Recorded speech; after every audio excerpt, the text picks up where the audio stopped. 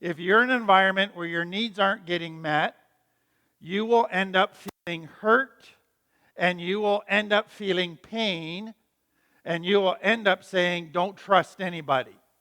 Because if you trust people to meet your needs, and they don't, then you will be hurt, let down, and go through a lot of pain. So the way to survive in an unsafe environment where your needs aren't being met is just don't trust anybody. And I would say that everybody I deal with, trust is a big issue in their life. And so that's what I want you to think about with me just very briefly. Because what happens in that child's mind goes like this. If I can't trust people to meet my needs, that means the only person in the world I can trust is myself. And that's how they try to live their life. And what you're going to see is that doesn't make for very good intimate relationships, and it doesn't make for very good recovery. So we ought to think through this trust thing. So let me give you an illustration I use all the time. But let's say it's you as a child, and you're standing on the roof and you're afraid, you don't know how to get off, the ladder fell over, or there's no ladder, whatever. And let's say I'm your dad and I come out and say, jump, I'll catch you. So as a child, you're very trusting and you just jump, expecting to land in my arms, and I move out of the way and let you fall. But that is what happens in a complex trauma family. So then let's say as a dad, I go, sorry, you know what, I'm going to put you back up on the roof. I'll catch you this time. And you jump again because children are very forgiving, and children always keep their hope alive that I really will do what I say, and you jump again, and I don't catch you. How many times would it take for you to come to the conclusion it's not safe to trust? But let's say then that mom comes out and she says, don't worry about dad, I'll catch you. You jump, mom doesn't catch you. Or she catches you every third attempt. After a while, you go, you know what? It's much safer to go through life not trusting. Now, let's say you come into recovery after living that way, and you realize that if I'm ever going to grow, I got to trust somebody. I can't do this alone. And just trusting myself has led to a disaster. So let's say we bring the most trustworthy, reliable, wonderful person, and they say, jump off the roof, I'll catch you. And they can show you a resume where they've never dropped one person. But what's going on in your head? Not a chance, buddy. I've heard that before. And so trust, rebuilding trust, becomes a very difficult thing to do, but very important. And so recovery, part of it for most people is learning who you can trust. Now, I've seen kind of two extremes happen. One is I'm never going to trust anybody. Other extreme is you come into recovery and you hear, I got to trust somebody. So you're going to meet somebody, say, you look trustworthy, I'm going to trust you totally. And you get hurt again. And so recovery is learning who I can trust, number one, finding safe, reliable, healthier people, and number two, learning to trust not all in one jump, but learning to trust gradually. And that is an important part of the process of recovery. But then it goes beyond recovery. When I deal with clients around relationships, I go, what are the two main foundation stones of a healthy, intimate relationships? And it usually doesn't take them very long before they say, if I don't respect somebody, I'll never have an intimate relationship. And if I don't trust them, I'll never have an intimate relationship. Trust and respect.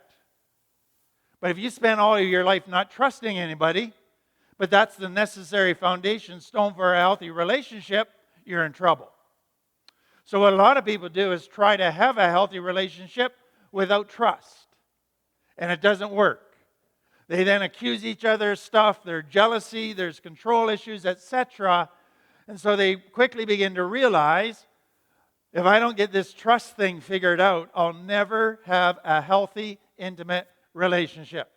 Then there's another thing. In the problem, you broke people's trust. You promised them things, you lied to them. You didn't keep commitments. You said you'd never use again, and you used again. Now you have your family, loved ones. You say, I'm serious this time. And they go, yeah, we've heard that before. And what many people in recovery struggle with is 3 weeks pass and they're clean still, but nobody trusts them yet. And I go, you did a lot of damage. You don't repair trust in 3 weeks. And then I get a couple that will say, he cheated on me, or I cheated on them, and it's been 6 weeks of me being good. How come they don't trust me yet? And I go, you don't repair that kind of trust when you cheat on somebody in 6 months. It takes a long time. And so if you're not willing to accept that people are going to have to slowly get to a point where they trust you again, and you want them to be speeding it up, and you're impatient with them and mad at them because they're not trusting you fast enough, you're not going to do very well. You have to accept, I created a lot of damage and a lot of distrust. I won't repair it overnight. It will be a slow, very gradual character. That leads to the next thing. I ask people all the time, how do you know whether you can trust somebody? And they scratch their head. Because in the past, they've trusted people who were smooth talkers.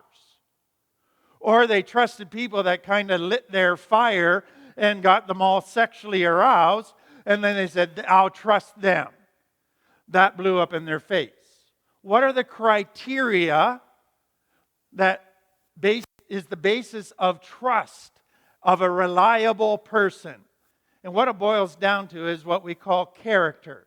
And what we mean by that is a person who proves to be honest, a person who keeps their commitments, a person who does what they say they will do. But more than that, it's a person who manages their responsibilities well.